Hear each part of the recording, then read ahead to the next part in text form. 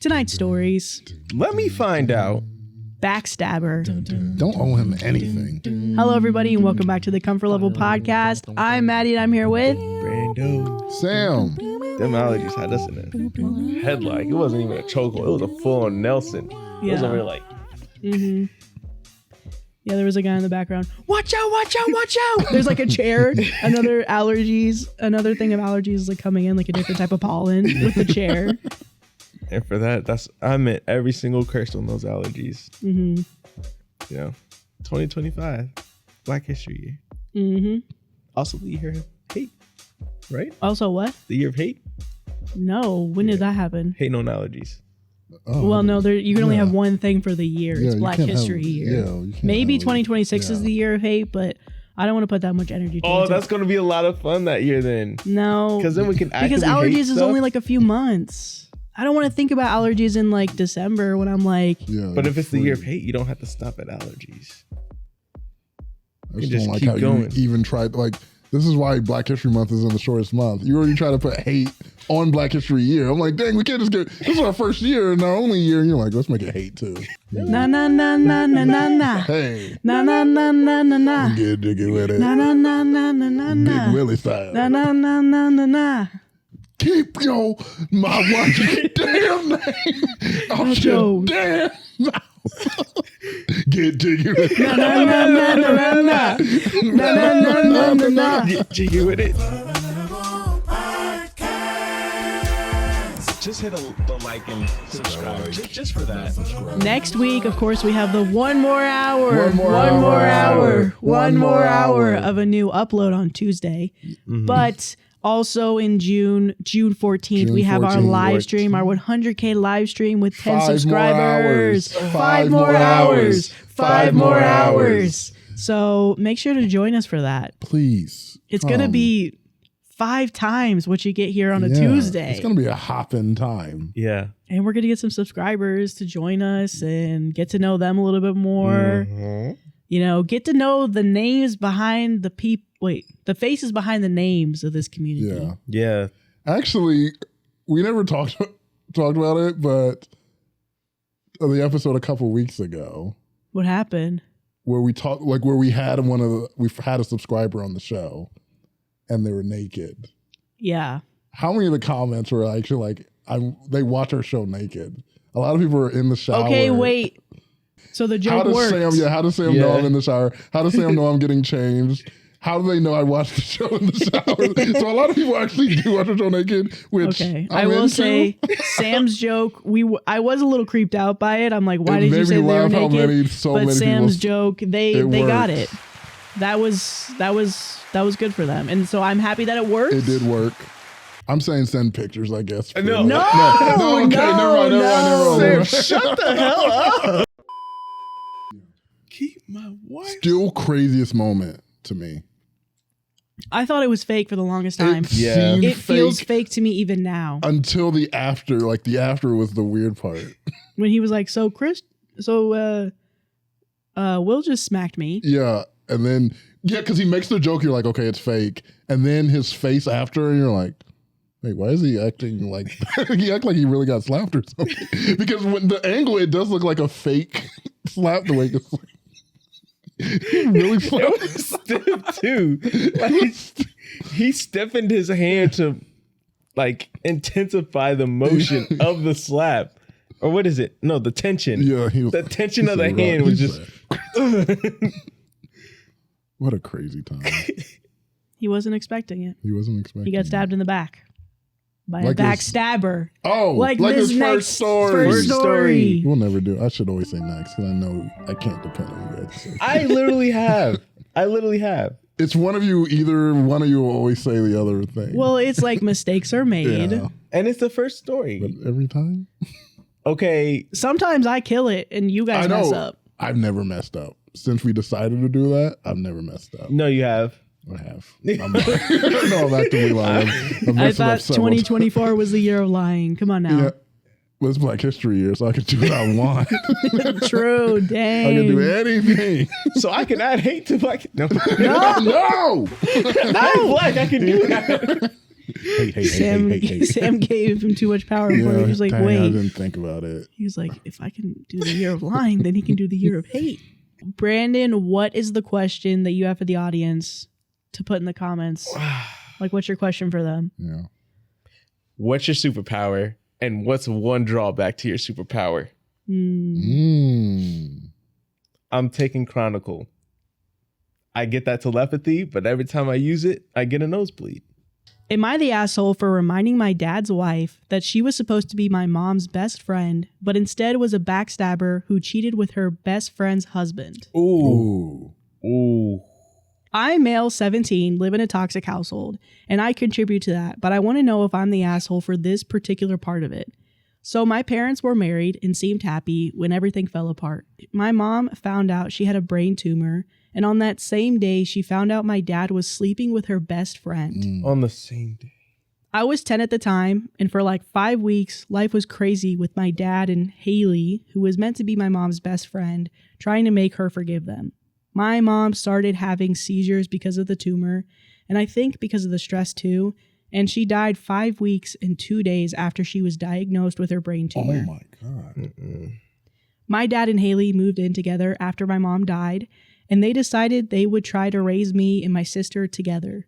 My sister was 8 at the time, and my dad said she took her cues from me, but we did not accept Dad and Haley, and we acted up a lot. I yelled at them and called them names, and refused to listen when they asked me to do something. I told other people what they had done. All of my dad's friends, all of Haley's friends, and our neighbors knew, and mostly because of me. I interrupted their wedding a bunch. My sister did, but not as much as me. We wanted to live somewhere else, and they refused. They got us all into therapy, and I didn't put any work into fixing things. My dad and Haley had 2 kids, and I refused to help or care. I make a point of telling or showing what they are and what I think of them. For my dad, that meant cutting him out of my photos, and I say every now and again that I'll change my last name to my mom's. She never changed hers when they got married. And I talk about my maternal grandpa being the man I want to be like the most, because he's the best guy I know. But with Haley, I remind her every time that she was supposed to be my mom's best friend, and she was a backstabber who cheated with my dad instead. And I do this in front of other people if she tries to act like my parent or take praise for my good behavior around other people. She told me that I need to stop bringing it up several times, but I ignore her. I tell her I won't ever stop. My aunt died last week, and she told me I needed to help out around the house more while she was with her mom and her cousins. I refused, and she told me that is what the oldest sibling and oldest child does. And I reminded her that I wasn't hers, and I brought up the affair again. She broke down, and I told her I don't feel sorry for her, and she told me that she felt guilty enough, and like mom haunted her enough, and she said I was doing nothing but driving her crazy and making her feel like she had to isolate from everyone because otherwise the whole world would know with the way that I act. She told me I was bullying her and that I should go after dad and not her. I told her I'll go after both until I can cut them both out of my life. And then I told her she doesn't deserve to have a happy life after what she did. My aunt, dad's sister, came over after Haley called her and she asked me to stop bringing it up. She told me Haley and my dad don't need to be forgiven, but reminding Haley like this and shaming her and making it difficult for her to have relationships where people would know and wouldn't judge isn't okay because the kids she and dad have together will suffer. Am I the asshole? Ooh. It's complicated to me. I think you're right to feel this way. Mm-hmm. Because you lost your mom at the same time that this was revealed that they were cheating. So and she died so quickly after it happened, 5 weeks? Mm-hmm. So even though it's not medically proven, could be some correlation between the stress of finding that out, and that's why doctors say it's not good to be stressed when you're sick because your body's already doing something to fight off infection, disease. It doesn't help if you're stressed about other things and it takes that energy away. So you basically blame your dad for losing your mom, and it's a big betrayal. It's even worse as her best friend. So I get feeling that anger and feeling that I don't think you really even have to ever forgive them. I don't think that's unnecessary. It's not a requirement. That's a big thing. That's a huge thing.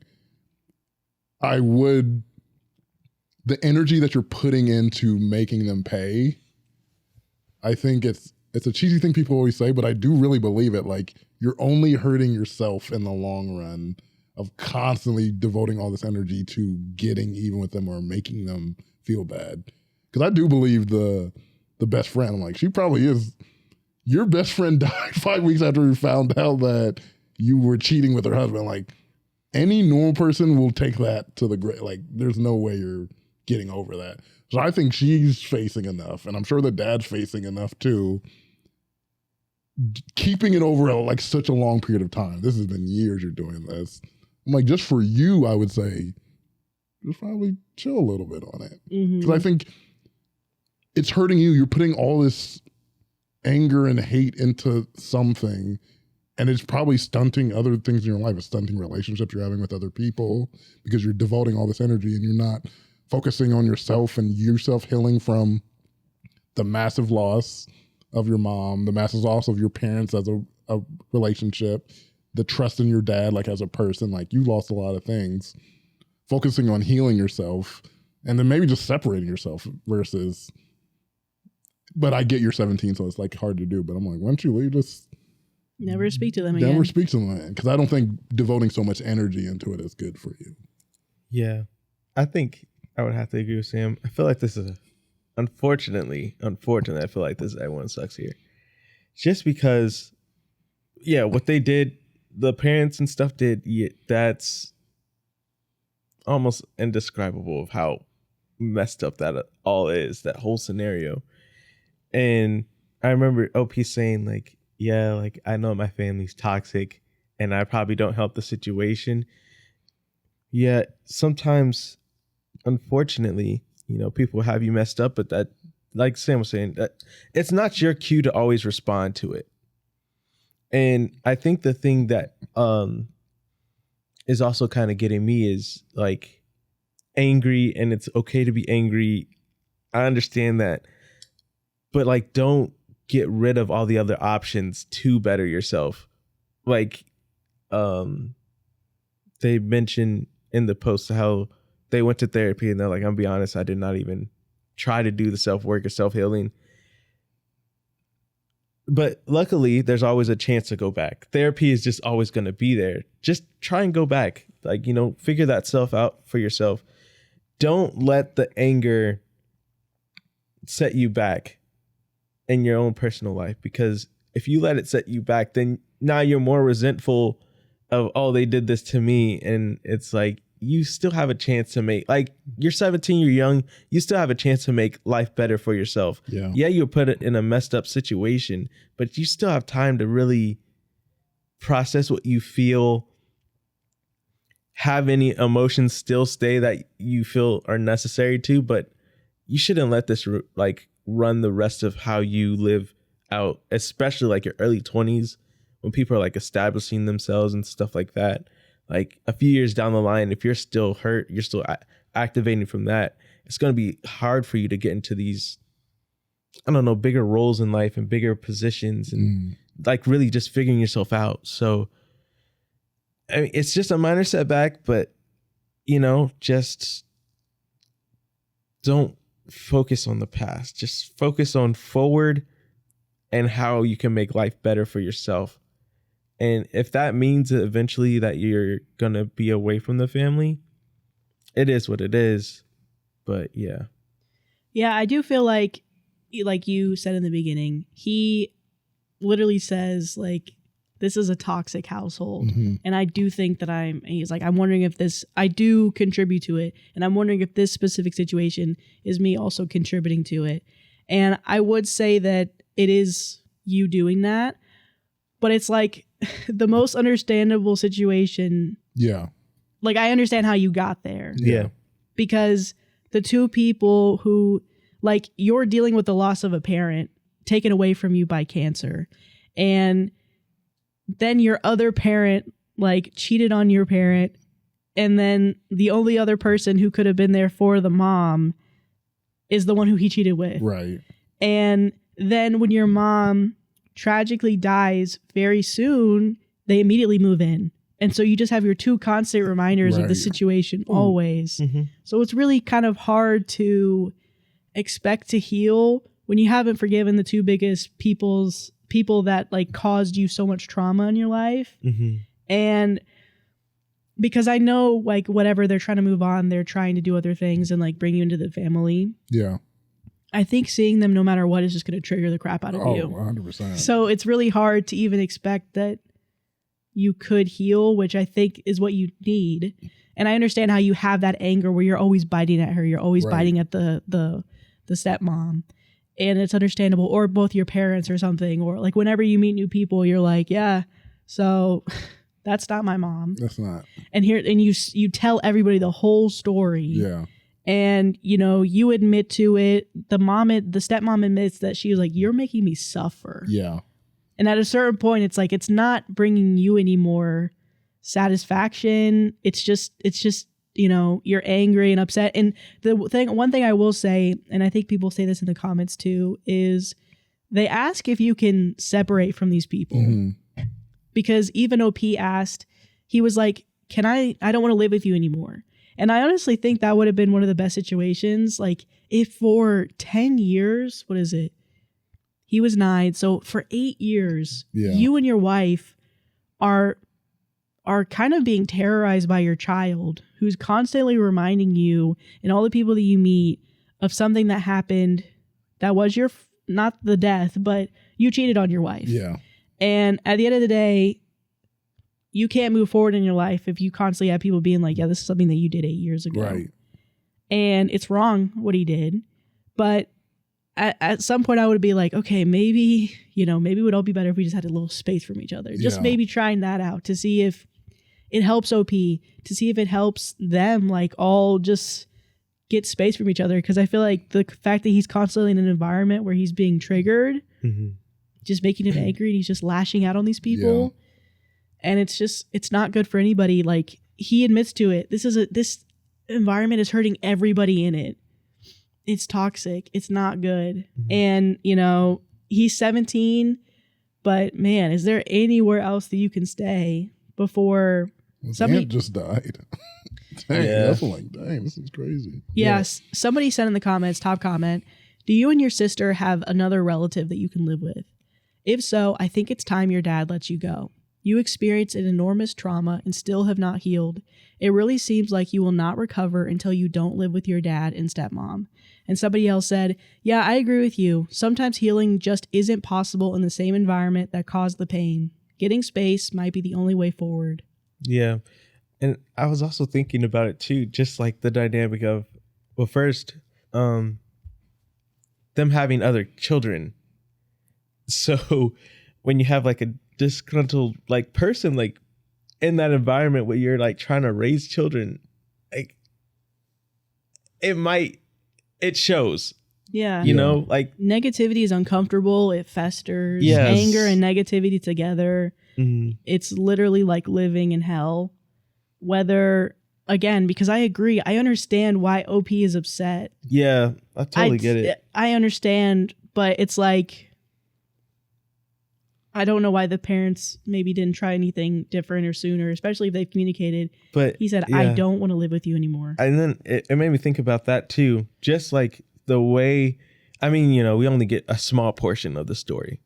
But like even the stepmom being like, what did she say? She said something along the lines of, what did she say? Describe it. I can't remember what it was. It was like, you're making me suffer. Like, I'm living with this enough. But she said something. She said something along the lines of like, I can't even leave the house because, you know, we can't even, you make me feel like I can't go anywhere because if I go somewhere, then you're going to remind people of something like that. Yeah. Throwing negative energy towards that. Like, it almost seems as if she's, how do I say this? There's not enough amount of work that they could do as a family unit, I feel like. Just because it seems like the stepmom already wants to move on past what happened. Like the kid thinks my mom died as a result of the stress and the tumor from the stepmom situation. From stepmom and dad. Yeah, from stepmom and dad. And the fact that you're just willing to move on past that. Like, my mom just died, and well, not like, just, it's been years. 8 years. Yeah. But even then, like, I think it's fair for the stepmom and the dad to be like, it's been 8 years. Can you can still hate me, but do you have to bring it up to every single person, like trying to like shame me essentially? Yeah. I think OP, especially being young, this was literally their entire like teenage years that this is happening.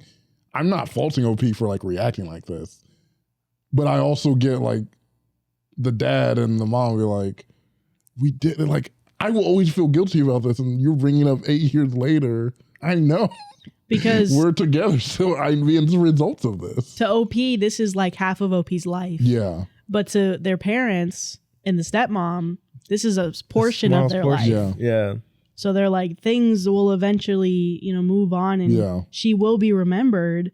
But this will not be, I'm not going to be like scarred by this like letter A on my shirt forever. Right. You're doing that, which again, honestly, I get it if you never want to speak to these people ever again. Yeah. I'm like, I understand. But I do think that's the real it's problem. Toxic. Yeah. Because this is the only one thing, and I will excuse it because of OP's age, but for me personally, and I'm like, no one's harmed me in this fight, but people have hurt me, and I could never hear from them like, you're tormenting, like you're making my life bad. Like, I don't care what really you did to me.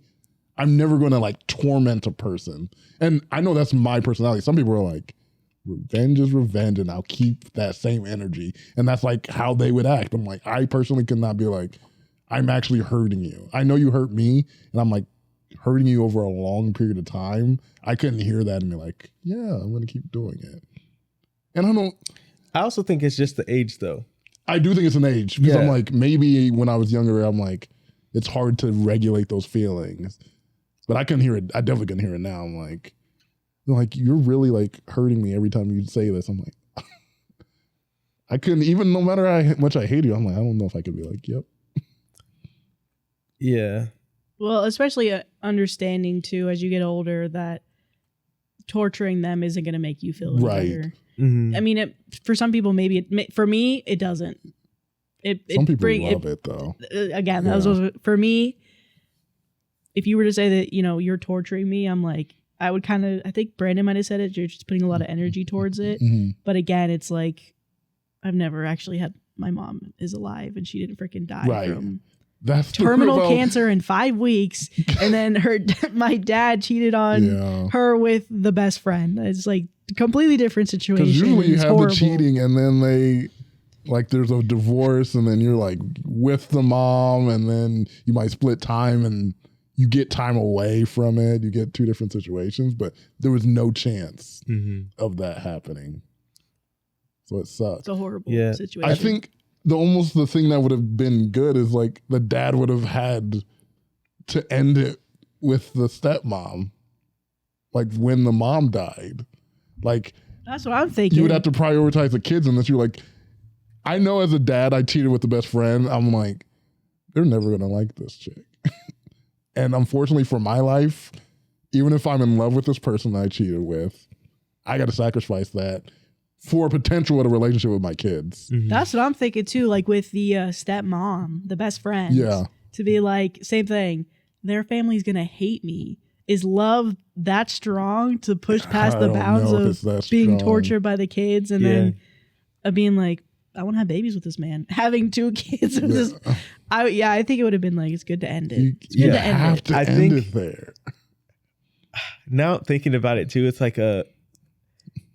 like I still stand with everyone sucks here, but it's like they're the parents are the bigger a-holes in this scenario. They're definitely the bigger a-holes in this. What made me even realize it more, from the reading initially, I thought it was like this was just happening back to back. Like it was like his mom just died 5 weeks ago, and all this is happening now still. And I was like, dang, that kind of sucks. Not hearing the 8 years part, I don't know where I was for that. But now it's like, okay, so the parents allowed this to happen for 8 years and really didn't try anything? Like not sending the kid somewhere? I'm sure their guilt stopped them from really doing anything too much because they're like, why is the kid acting like this? Because we did this huge lie. Yeah, but okay. And I don't know what you would do. At least ask, hey, do you want to stay somewhere else for a little bit just so we can figure this out? And he said that. Really? Yeah, he did. Yeah, him and his sister said that they wanted to. Oh. Brandon's like, you were asleep. You fell no, asleep. not the dad. Him and his sister communicated that they don't want to live with the dad anymore. Yeah, so then if they communicate that, then it's on you, the parents, to figure out, okay, where can we send them at least for a little bit? Like maybe, I think that's a personality thing because there's some people like, that's my kid. I'm never going to put my kid somewhere else, especially if I'm the only biological parent left. Mm-hmm. They might see that as I'll be even a bigger failure. Not only did I cheat on my wife, now I'm pawning my kids off because of an act of my decision. This almost not validates, but makes it worse what I did. I cheated on my wife, she dies. My kids and then hate I me. give my kids away. My kids hate me, then I give them away. Yeah, and I have 2 more kids with the new one. I'm like, what kids are scared of in divorce, like, oh, they're going to replace me with another family. Like, that's actively what's happening. Like, oh, yeah, go to your aunt's. And I'm going to be happy over here, away from you. But it does. I do wonder, like, how much would it feel like that? Would it benefit the kids if that were to have happened? Because I also think there's parents who are also like, it's my house, you'll get used to it. Yeah, yeah. You know? But like, would it feel like that if they were actively saying, I don't want to be here? I don't know, I feel like I've said things to my parents. You said things to your parents, but it was still like nothing as egregious as this. Yeah. Well, because I'm like, there's definitely the whole like, it's my way. Or that. Like, there's definitely parents who are like that. So you're like, it doesn't really matter what you want. I don't agree with it, but I think, especially in our generations, like that's how our parents were. It's not like you really push back against your parents. Even though I'm like, I don't know if our parents have made as big a mistake as this one. They make like smaller mistakes. I don't know. Mm-hmm. But yeah, no, I agree with the top comment. I'm like, is maybe figuring out a way of, you know, OP is 17, but it's like, even though you're like now allowed to be an adult on your own, like legally, that doesn't mean that with life circumstances that would be something that's easy to do. Yeah. But yeah, I wonder what would happen if he were able to be somewhere else. And then another comment, your story broke my heart, kid. You're so angry with their deception and pretending to be decent people. They thought they could just sweep this under the rug and earn respect. Nope. I agree with you that they are shameless and gross. Scumbags don't deserve respect. Not the asshole. They made this mess and then made 2 more kids. To hell with both of them. He really doesn't owe him anything at the end of the day. Like this next story. When was the last time you needed to go to the doctor, but you pushed it off? You made the excuse like, I'm too busy, or it'll heal on its own. But thanks to ZocDoc, there's no reason to delay. They make it easy to find and book a doctor who's right for you. ZocDoc is a free app and website where you can search and compare high-quality, in-network doctors and click to instantly book an appointment. We're talking about booking in-network appointments with more than 100,000 doctors across every specialty. You can filter for doctors who take your insurance, are located nearby, and are a good fit for any medical need you may have, and are highly rated by verified patients. Once you find the right doctor, you can see their actual appointment openings, choose a time slot that works for you, and click to instantly book a visit. Appointments made through ZocDoc also happen fast, typically within 24 to 72 hours of booking. I use this, and you should too. Stop putting off those doctor's appointments and go to ZocDoc.com/CLP to find and instantly book a top-rated doctor today. That's ZocDoc.com/CLP. ZocDoc.com/CLP. Thanks to our listeners for supporting this podcast, and thanks to ZocDoc for sponsoring this episode. Next story. Am I the asshole for telling my partner's son that I don't owe him anything? I've been dating Mark for 3 years. He has a 19-year-old son, Ethan, and I have a 15-year-old daughter, Lily. Mark moved in with us about a year ago. Ethan blames me for his parents' divorce, even though they split a year before I met Mark. From the start, he's been cruel, calling me names, even vandalizing my car with his friends a couple of years ago. Oh. After Mark moved in, Ethan's behavior got worse. I nearly ended things, but instead I encouraged Mark to take Ethan on a solo trip to talk and set boundaries. When they got back, Ethan calmly told me, "You're not my family, and you'll never be. I'll be civil, but don't expect anything from me." That's a villain. And then he walked out. Since then, he's had no relationship with me or my daughter. He visits sometimes, but won't speak to either of us. Now I'm planning a trip to Florida for Mark, Lily, and me. Mark suggested inviting Ethan. I said he's welcome, but only if he or Ethan pays for his flight. Ethan doesn't work and Mark can't afford it. And when Ethan heard this, he said I should pay it if I want to fix things. I reminded him of his own words last year and told him, "I owe you nothing. You or Dad can pay for it if you want to come." Now I'm being called petty and told I'm the adult who needs to make the effort. But I feel like respect goes both ways. Am I the asshole? No. No, that's real. I think you got to teach. I think that's a good lesson for children. Well, how old is Ethan? 19. Oh, yeah. I still think that's a good lesson for people. Like, you get the energy return that you put out in the world. And sometimes your parents will be more lenient towards you, but this is like real. This is how any normal person, like, if that's how you meet me, why would I buy you anything? Why would I? Yeah. This is a privilege of being in a relationship with me. And that's a benefit of us being together in a relationship. We don't have that. Yeah. Him outright being like, if you want to fix things, this is how you do it. Yeah, I didn't like that. Well, is that what the dad said, or is that what Ethan said? It sounds like that's what Ethan said. That's what Ethan said. I thought it was what the dad said. When Ethan heard this, he said I should pay it if I want to fix things. Oh. Absolutely. I'm like, I'll never pay for anything for you, Ethan. No. Ever. And fix what? Yeah. We have nothing. I wasn't the cause of any of that. Yeah. Your dad got the divorce and started dating me. That has nothing to do with me. Mm-hmm. I did not break anything. Nope, I didn't break your parents' marriage. We met afterwards. Because it's similar to, like, a child's rage after a divorce. Yeah. But it's like, this isn't the person who was a part of the marriage ending. This is a person who was after. Yeah. So, I understand that rage, but that rage should not be going towards directing at the wrong person. Yeah. Nope. And even so, this line here that says, I'm told that I'm the adult who needs to make the effort.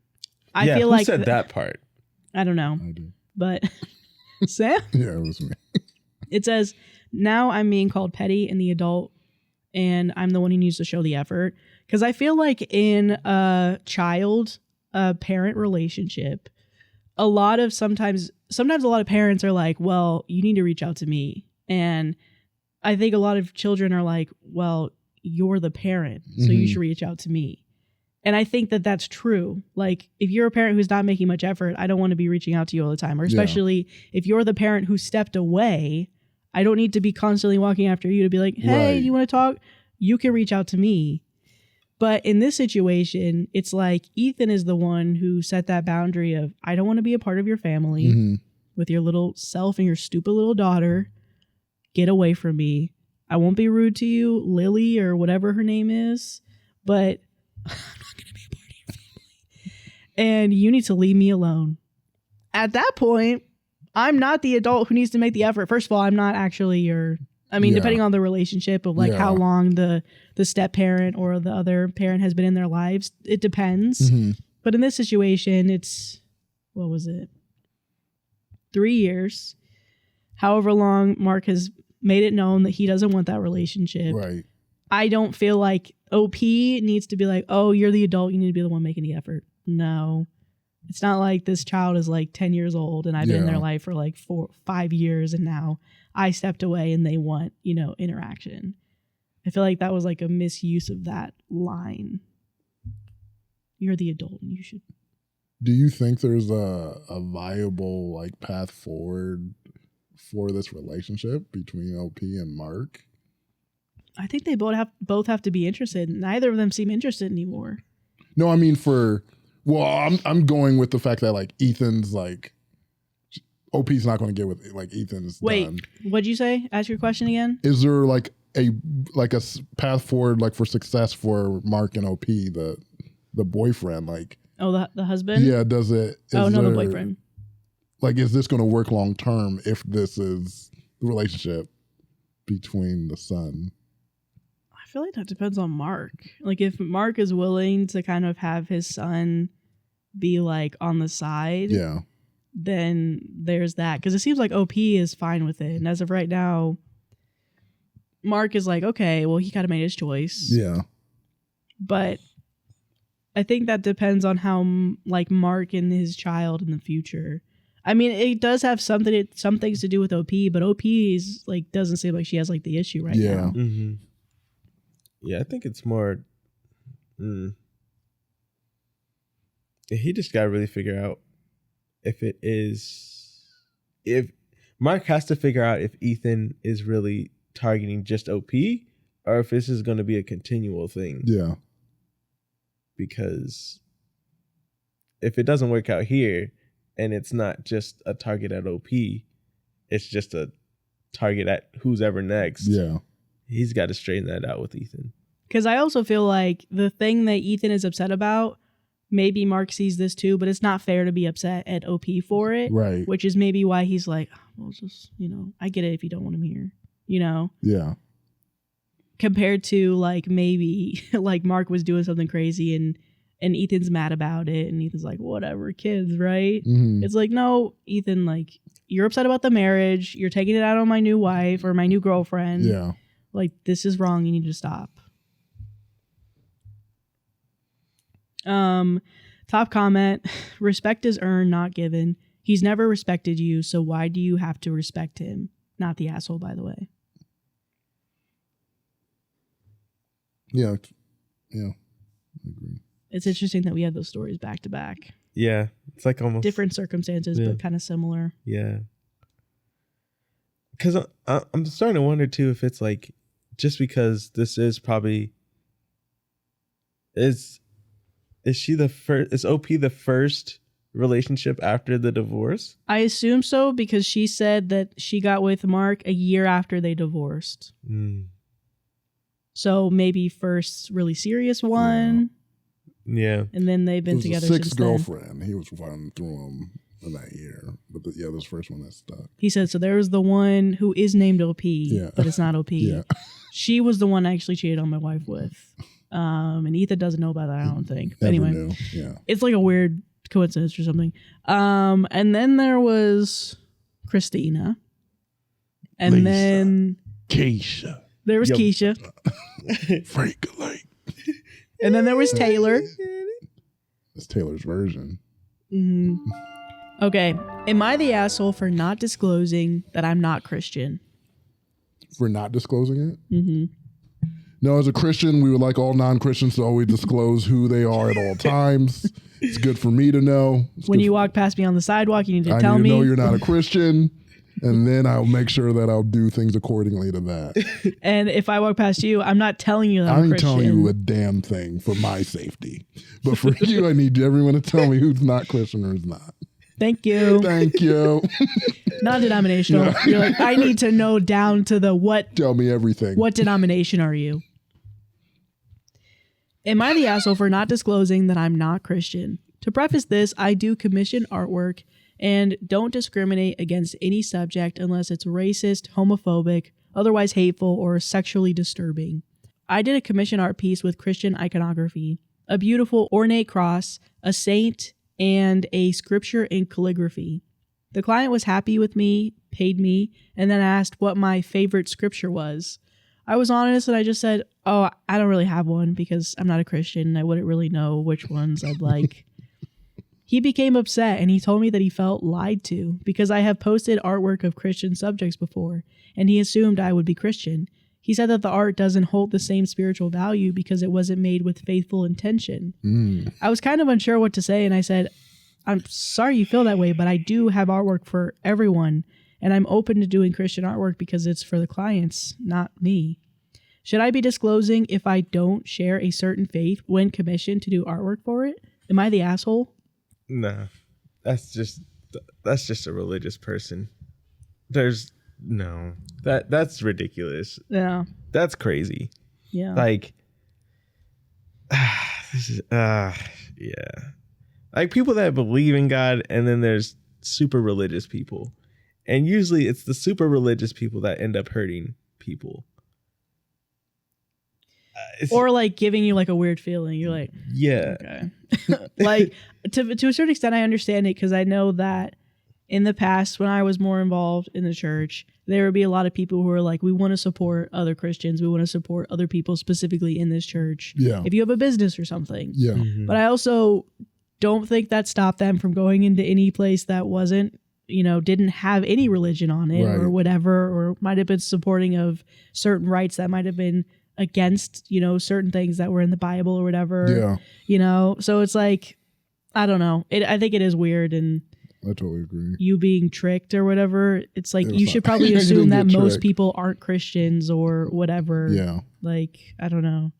Because I'm like I totally get that. Like at our church, we're like, oh yeah, we're trying to support businesses and stuff. But I'm like, I'm looking for a Christian strip club. They don't exist. So I have to go to non-Christian. I have to go to the worldly strip club. Because if I could go to Christian one, that's where I want to put my money at. You're but I can't do that.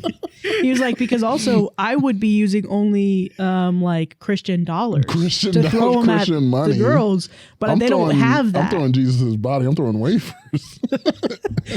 Pouring wine on. You're like pouring wine.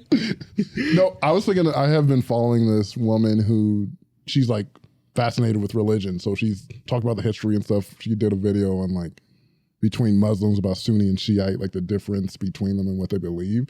And she talked about it before. She's like, I just think it's fascinating because religion is fascinating. Like the history of it, it's just history. A lot of it's like based in like decisions of a person made this decision and now people believe this and another person thought something different. So they just split into things. There's like all that's happening in religion. So it is fascinating that people who are not religious are interested in it because they are interesting topics.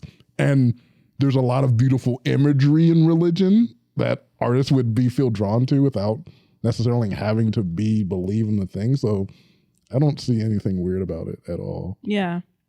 And if there's an artist that isn't Christian or doesn't have a religion, they're not religious, and they can draw something really beautiful for you or your church, like why wouldn't you want to do that? But OP, like even though you're not wrong, just be ready for this. This is going to happen. If you draw Christian things, there are going to be Christians going to be like, we only want Christians doing it.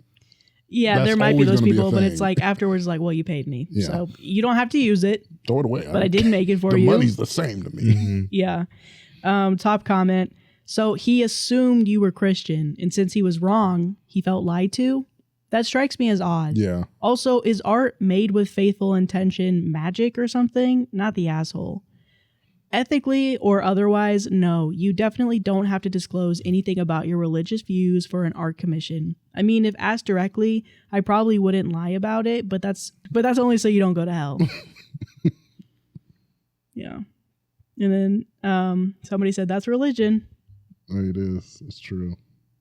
It's like if you were a chef who made vegan food and they were like, wait, what? You're not vegan? You're like, no, I just make this for other people, kind of. And they're like, it doesn't taste the same. It's not the right quality. Something about your fingers feel poultry. Like I feel like poultry in... I eat beef every day. Yeah, I just raw hand beef, but I do make beautiful vegan dishes as well.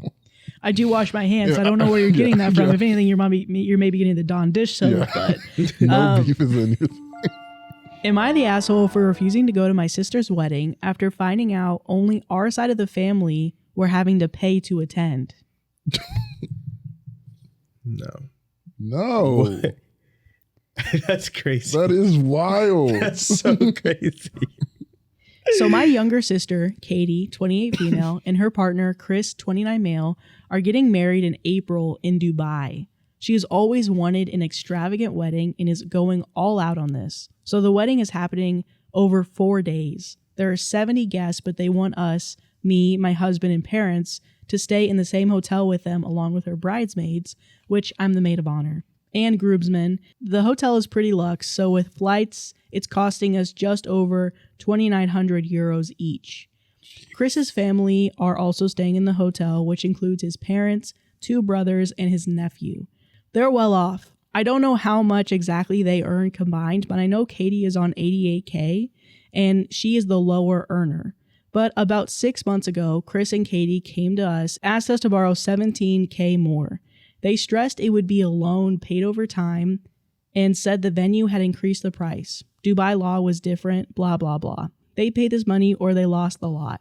We believed them and I offered to loan $7,000 and my parents the other $10,000.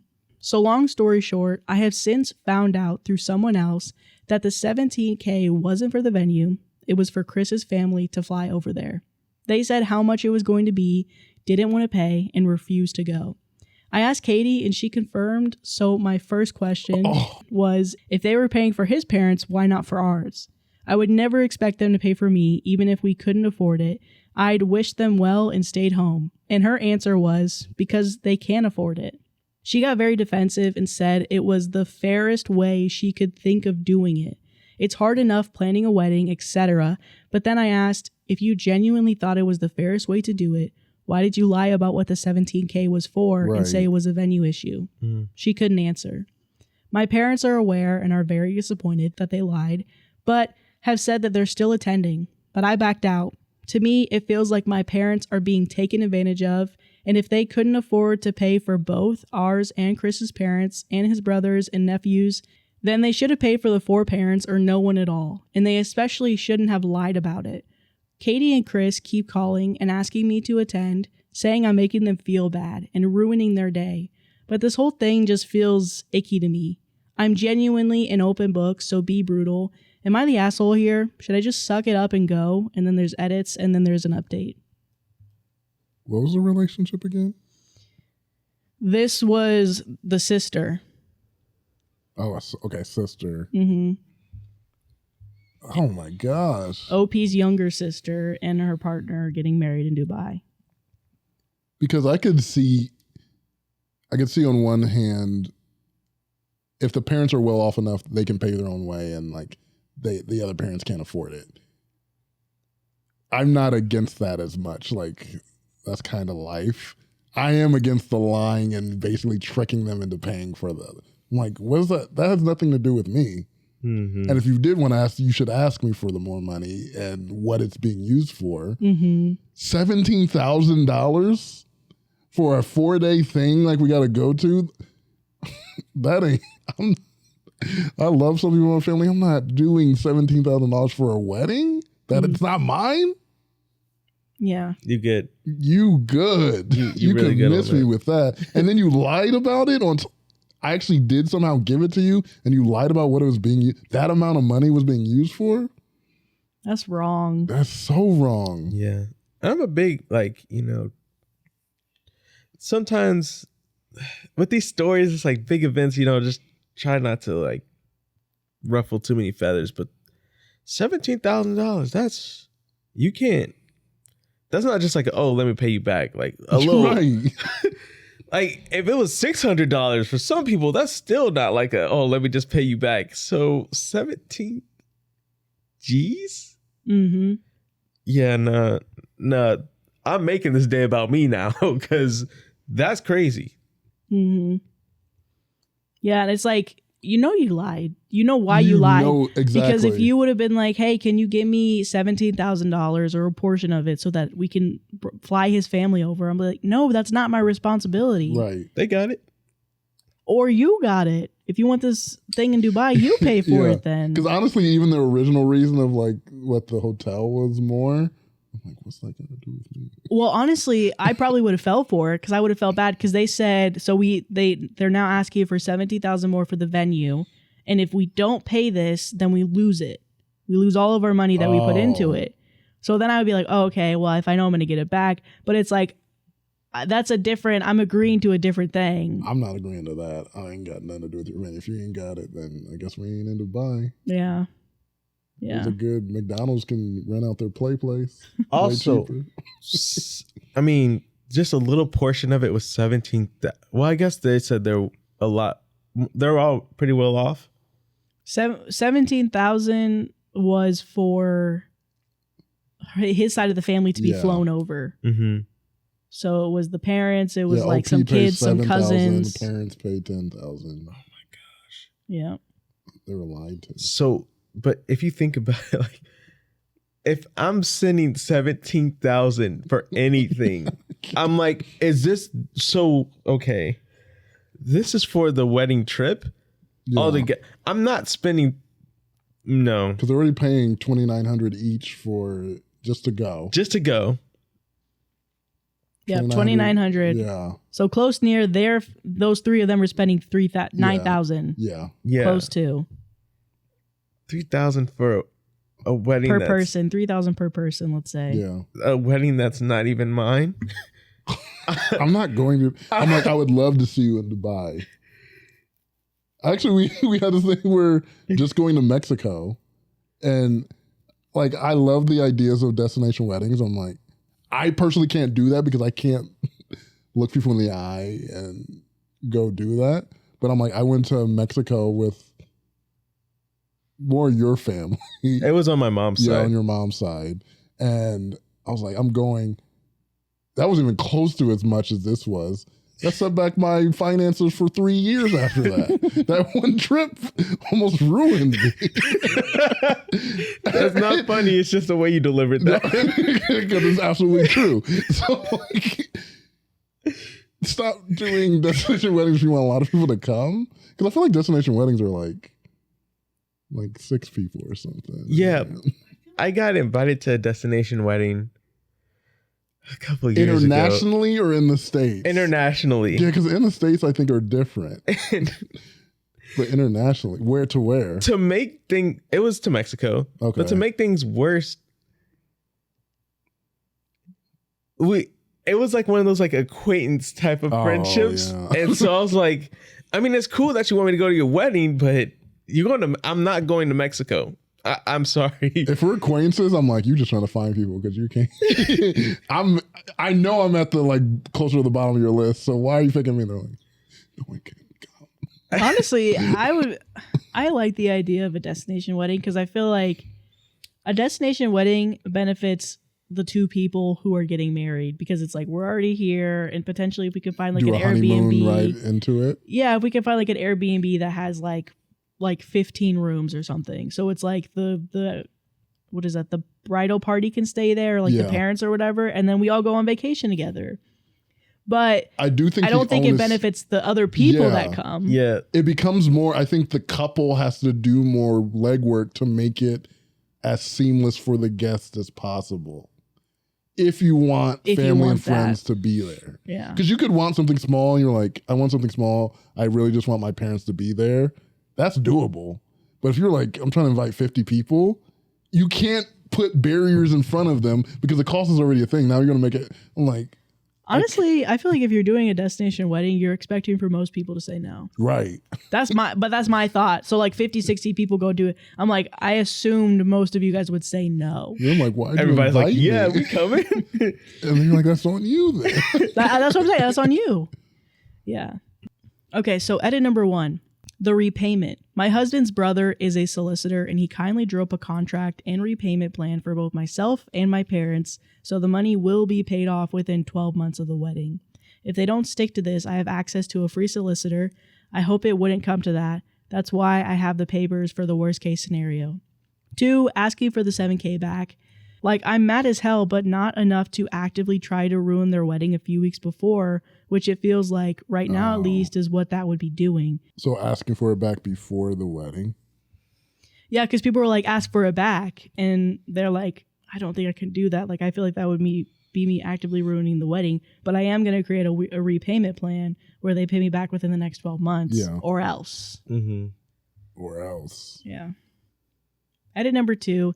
Thanks again for the feedback, everyone. Just a quick FYI, a few people have asked about Chris's family or seem to have the impression they're well off. I'm obviously not privy to their financial situation, but the limited amount I do know from what Katie has said, Chris and his family grew up very poor. Before all this, I'd always thought Chris was a lovely guy, but I have caught him in the odd but harmless white lie. Things like where he went to school, the type of house he grew up in. I get the impression that he's embarrassed or resentful of his upbringings given their lack of money. And this is how he now values his own self-worth, by how much money he has. My guess is when his parents said they couldn't go, he panicked and worried people who asked why they weren't there, and he couldn't either say that they couldn't afford it or he couldn't afford to pay for them. And look, his past trauma/experience is not for me to judge. But if that were the case, it would just make me more mad that they both didn't plan ahead and talk to friends/family about what they could afford before booking Dubai. Right. If it was such a deal breaker for his family to be there, they should have factored in the cost of paying for all parents to attend instead of thrusting a $3,000 per person bill at them and expecting them to rock up. And then somebody said, not the asshole, yet one of the many reasons why I dislike destination weddings. The original post was like 90 days ago, and then the update is like 5 days ago. Oh, nice. So in short, I didn't end up going to the wedding. Katie and Chris basically harassed me constantly until a few days before they were due to fly out. I received a belligerent voicemail from Katie saying if I didn't go, I wasn't her sister anymore. Ooh. I was embarrassing myself and her and Chris. I was a horrible person. And most shockingly, if I didn't go, then her and Chris wouldn't be paying me or my parents back for the money we loaned. So trying to blackmail me. That's her parents too. Yeah. Why is she saying like your? Why do the parents have to suffer? We have the same parents. She would say it was a gift. I faked the contract and I would have to take her to court.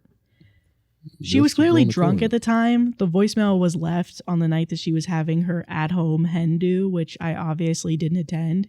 But it was so beyond anything I thought she was capable of. I ended up sharing it with my parents, and they also reluctantly pulled out of the wedding. I heard through friends and family in attendance at the wedding after her and Chris were telling everyone I had alienated her from her family and told lies to our parents. We gifted money and expected them to pay for us, etc., etc. And they made the decision to uninvite myself and my husband.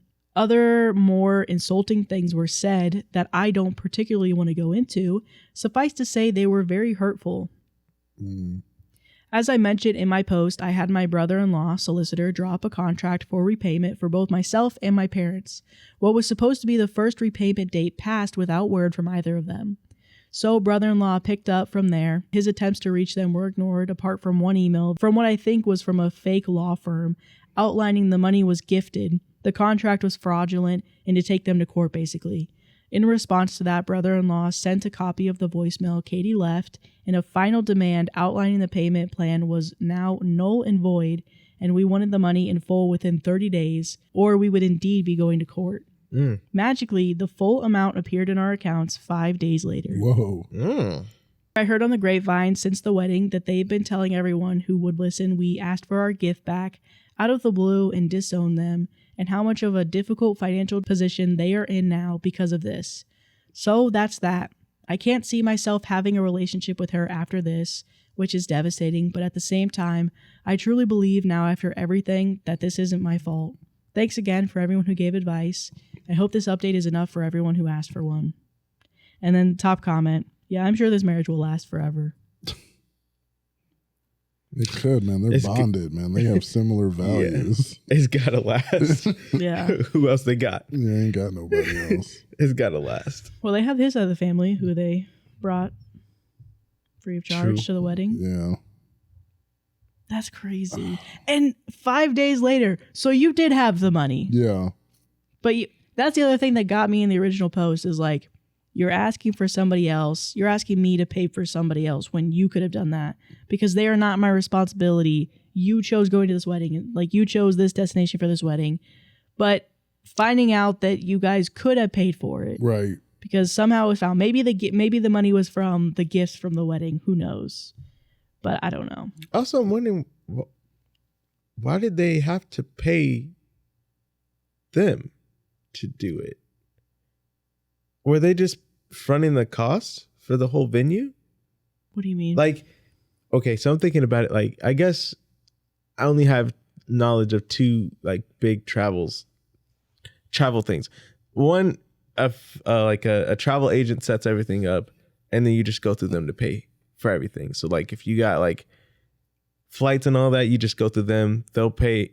You pay them. They pay for all that stuff. Or you just book it yourself, and you pay for it. So I was wondering, why did OP specifically have to send the money? Because they lied and said it was for the venue. For the venue? Yeah. So they were going to be fronting the cost regardless. So they were going to pay for it. Yeah, who's OP was going OP. No. And the parents were going to pay. Well, they weren't going to pay for the venue. Or the tickets. Yeah, they asked them to like, this venue, they're saying we got to pay more. We're going to lose a venue and the whole thing. So they asked them for $17,000 for that. So they gave them $17,000 on the assumption they were going to pay the venue that's money that they asked for. But instead they used it to buy tickets. For his family. Yeah. But it was never. We got so deep in the tangents, I kind of forgot that. I was like, wait, why didn't he just. But yeah, okay. Yeah. That makes sense. They're just. Oh, yeah. Yeah. I'm glad you got your money back. Yeah. Did they lose the $3,000 each if they didn't go? Is that hopefully they got refundable and got some trip insurance on that? They probably did. I mean, I don't know. I hope so. Maybe. That's not a pretty penny. Good thing you got your $17,000, but did you get that money back? How many people get trip insurance? I think it might have been so last minute they might not That's have. when it was like unless 5 it was days before. Unless it was like fully insured. But like, And would an insurance company count that? I don't know. Yeah, because I'm like it depends how good of some you get. Like you can just cancel for any reason. For any Give reason. it. But like the cheaper ones, they're like, no, it's gotta be weather, or like the plane got to crash or something. You have to die for us to get this money back. Am I the asshole for asking my partner, stop telling me to lower your volume? For telling my partner, stop telling me to. That's those things where like the whole calm down thing. Yeah. There's some. I feel like sometimes, but. No, I think there's sometimes valid times to say it, but some people are triggered by certain phrases. If you're telling or like me to, relax. Yeah, relax. You need to relax. Because sometimes people do need to relax, but I got to figure out a way to say it without saying that. Chill out. Chill out's great. Hey, yo, chill out. Sometimes when I get excited about a topic, I naturally start speaking louder than usual. Not shouting, just louder than normal conversation level. The thing is, I don't realize I'm doing it in the moment. When this happens, my partner will often interrupt me mid-sentence to ask me to lower my volume. I don't think they mean it in a rude way, and I understand that they probably just want the conversation to stay at a comfortable volume. That's fair. But every time it happens, I feel demoralized and a little self-conscious. I lose my enthusiasm, and I no longer feel like talking about the thing I was excited about. Even if they don't mean it harshly, it still feels dismissive and discouraging. I've tried to explain how it makes me feel, but they still keep interrupting me. Am I the asshole for asking them to stop interrupting me like that, or do I just need to accept that I should keep my volume in check, even if it's hard because I don't always realize when I'm doing it? Am I the asshole? Oh, even we kind of do that sometimes. Yeah, we've done that before. Yeah. We'll be like, hey, yo, like you talking kind of loud. Can you talk quieter? Yeah. We don't. If I'm talking louder, because we both have interactions where both of us are like just really excited to talk about something, and we'll be like cuddling. So we're close to each other. Like his mouth is right next to my ear, and he's like, "Wow, wow, wow, wow," and I'm like, "Can you talk quieter?" Yeah. And he's like, "Oh, wow, wow, wow." Or same with me. I remember the other day before we went on like a trail, I was in his car apparently yelling in his car. And he was like, "You're talking really loud right now." Like, yeah. Can you just talk quieter? I don't remember what you said, but it wasn't wasn't something like, it would never be, okay, lower your volume, please. Like, lower your tone, eh? There's certain ways you could say it where it's like, whether they mean it or not, like she's saying, like they're saying, it could just come off in the wrong way. Of like same with like relax. It's like whether you're meaning to say it or not, lower your volume. Definitely like a teacher to their students. Yes, like, feels like patronizing. Yeah, I'm above you, and It makes sense that you're upset about that. Maybe you could just be like, "Hey, can you just say something different? Like, please let me know. I don't want to burst your eardrum." Yeah, but Or make Don't like say a that. cute little thing, like a cute nonsense thing. Like Yeah. every time you're like, oh, you're like, hey, jamba, jamba, or something like that. Myra frequently just goes like, ah, like she's just loud. And I'm like, I was like, hey, here's Boombox. And just let her know, hey, you're loud. I'm like, it's Boombox back. But I guess I've never told her like, be quiet. Well, you can get what you're saying from that to be like, oh shoot. Yeah.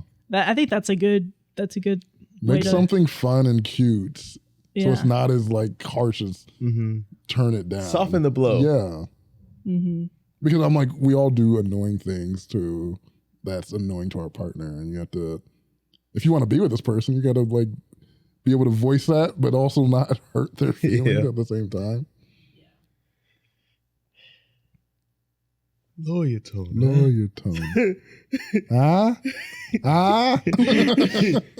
So top comment, I get it. You're happy to be speaking to someone who cares about something you care about. However, speaking as someone whose partner is the same as you in the situation, it's very hard to be sat trying to engage with someone when they are essentially shouting in your face. To you, it might seem like you're not shouting, but trust me, from their side of it, you really are. And the natural human reaction to being shouted at is negative. I'll give it a not the asshole because you don't mean it, but if you're stubborn, it'll push into you are the asshole territory. But I still feel like lower your tone. Yeah, like say something different. Different words, yeah. Use different words. I don't think either of you guys are like trying to hurt another person or be offended by what they're saying. But I think you should bring it up that you don't like the phrase lower your tone. Yeah. Because you're right, lower your tone. Like, it's like you have to follow my rules. Yeah. Versus something like you guys are like, hey, can you be like you're yelling in my face like this is affecting me right now. This is not something I'm deeming you fall in these frames of our relationship. Yeah, I like what we do. I like your, hey, boombox. Yeah. It's acknowledging the situation in a fun way where she can be like, oh, I'm being loud. That means I'm loud. Yeah. That was a crazy yawn. My bad. How bad was it? Oh, you got another. I started shaking. There's a transition coming. There's a transition coming. Good thing it wasn't during a story. You see him, he's like, oh. Oh, that is good. Yeah. Oh my gosh. I remember. It was one of those things too where it's you know, sometimes, you know, you're saying something and you mean well by it. You just don't know how it comes off. Like whenever, and early in the relationship when me and Madi would get in arguments and like, she would tell me something about myself and I would say, oh, okay, note taken. But it was like more so for me, like I was like verbally saying, I hear you, I understand you. Oh yeah, it was just a way for me saying, you know, I hear you, I understand you. But to her, it came off differently. But I was like, oh, that was never my intent to do that. I was just saying, I hear you. She's like, yeah, just say that. And I was like, oh. Note taken. No.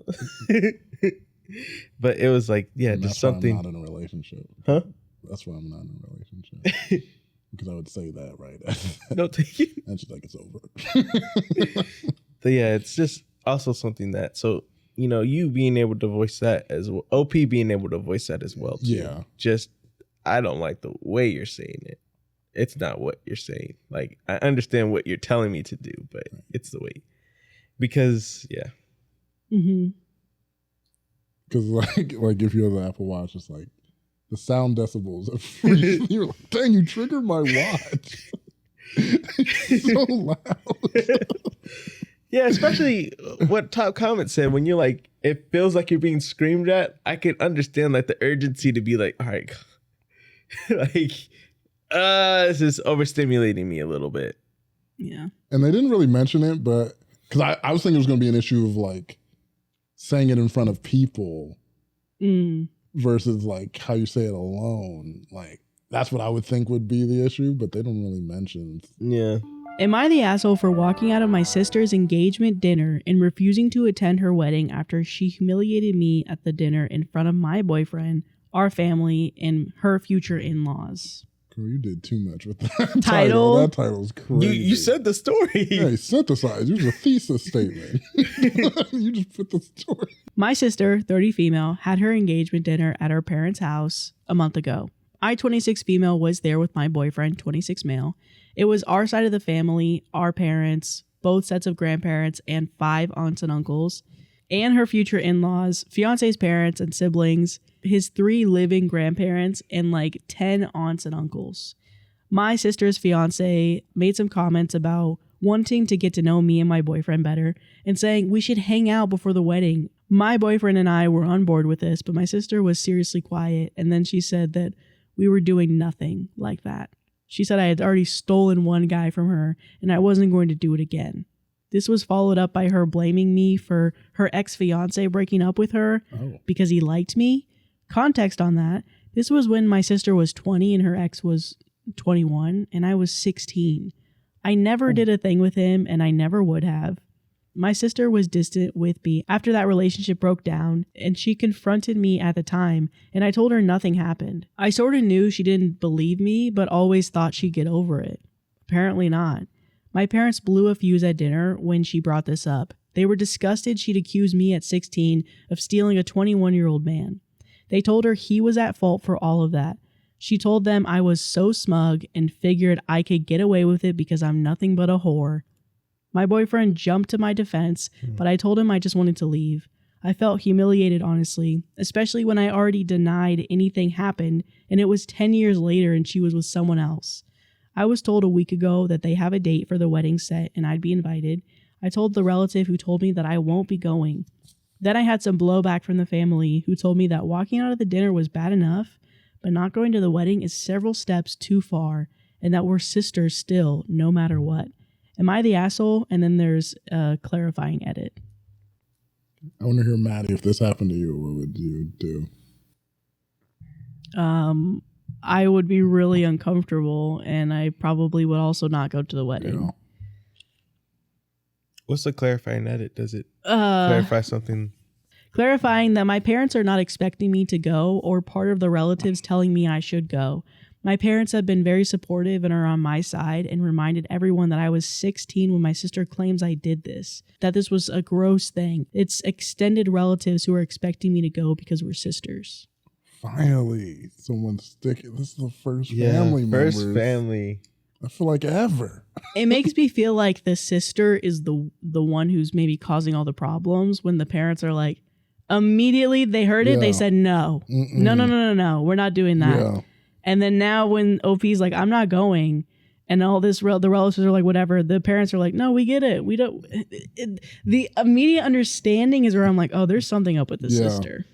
Because it seems to me there's probably insecurity with the sister who she feels some type of way that this guy left her saying that he liked her underage sister. Which is really creepy and wrong. And so she probably wrongly blames the sister for that. Like, the sister wasn't there, we'd be together. I'm like, would you want to be with a guy who likes someone underage like that? Like, that's, and he's willing to leave your marriage for it or your engagement? Mm-hmm. You dodged a bullet. Mm-hmm. And this one, I don't know for particularly like the sister relationship, but at least portrayed on TV where one sister is jealous of a younger sister because of perceived things of how easy it is for them or how they look and they feel a certain type of way. And they're just like always blaming things on the younger sister. Or I think it works either both ways. And nothing that I'm doing is like what you're doing. Like calling her a whore, that's something that you internalize and like you've been waiting, like that's been on your mind. You've been wanting to say that. Mm-hmm. You got one time to call me a whore. No one goes out of the way to say that word. You got one time. Noted. Yeah. I'm going to use that one time. Yeah. Right. Yeah. Well, you can call me a whore. It doesn't matter to me. Oh, okay. I thought I only had one chance to say My it. sister only has one time. You hear that, Eli? Eli, you're on the clock. Yeah. No, I think it's wrong and it's weird that I feel like it probably is totally insecurities, but definitely, again, like you're saying, why would you even still be interested in somebody who depending on, because I'm a little confused on the story of if he actually did like her or if she just thought that that's the reason why he left. Oh, it could. Yeah, I'm confused. Yeah, we don't know. I'm confused. You could be right. Yeah. We don't know for sure. I don't know. Because I'm like, maybe I'm just not understanding the story properly. So maybe if it is what you're perceiving it as, then why would you even be interested in him if he was like, right, what's up with your sister? But also, and even if it was true, it was 10 years ago. You're with a new person, and also you're engaged to another person. Even if it was true, again, what did your sister do? It's the guy's fault, 100%. Exactly. The person who you are in a partnership it's the with, person in a relationship, not your sister, the one who's like, so I exist and he likes me and that's my fault. Sorry, he's an adult and he likes me, a minor, and that's my fault. Yeah. I don't know. Yeah. Mm-hmm. That's weird. Make it make sense. And it seems like OP already tried to give her a second chance. Be like, my sister kind of accused me of this thing like 10 years ago and it was weird, but I thought she'd get over it. She has a man. It's like, whatever, right? And then, you know, she's willing to get to know her sister and the partner more. Yeah. And he's like, yeah, let's do it. And then she finds out that her sister has this like weird thing against her. Because like, if I'm the fiance, I'm like, red flag to me. Yeah. That's a red flag. I'm definitely not going as OP though, too, because definitely not. Especially at the after party, or what is the wedding reception? I could not think of the word. You know, usually it's a party, liquor is involved. Party. I'm not doing that. They got liquor and mics, a bad combination. You gonna try to do it again in front of more people? I'm cool. You enjoy that. I don't like what the relatives said where they're like, honestly, it's bad that you walked out at dinner.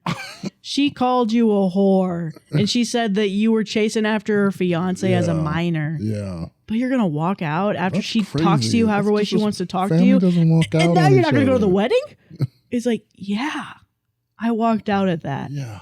My parents also supported me walking out at that because they thought my sister was in the wrong. My parents were walking out too. We're all walking We walked out. The mom said, I'm disowning you. She didn't say that. And then she blew it in her face. Mom, I didn't call you a whore. She's like, protect your sister. Yeah. Not that freak you was with. Yeah, he's a freak. Freakily. He was on to catch a predator. Brandon's turning into a different type of song. Oh. We're talking about predators, Brandon. He's talking about Keisha, Tara, Freakily, Christina. No. All right. Man, I miss PD Pablo, dude. Where is he? Top comment, not the asshole. I wouldn't go to the wedding unless she apologizes in front of the same people who she made the scene in front of. So. Yeah. You make it wrong in public, you gotta make it right in public. That's never gonna happen. It's never gonna happen. And that's the episode. What? The end of the episode was gonna happen, sadly. We can't do like an episode that like lasts forever. 2 more hours. 2 more hours. 2 more hours. Next week? Next week. Yeah, I think that's fair. Compromise. Yeah, let's do it next week. Can't promise 2 hours, but 1 more hour. 1 more hour. 1 more hour. Next week? Well, we'll see you guys next week for that 1 more hour at least. It's like 44 minutes. They're like, okay, so where's the 15 minutes? Who is this lied? Next week's episode? Yeah. Oh, okay. So we'll see you guys then. Whether it's the 1 more hour or the 5 more hours, we'll see you sometime soon. Yeah. Have a great day. Please. And we'll see you later. And people on Patreon, we'll see you pretty soon. Patreon, you're about to see you. All right. Bye. Bye.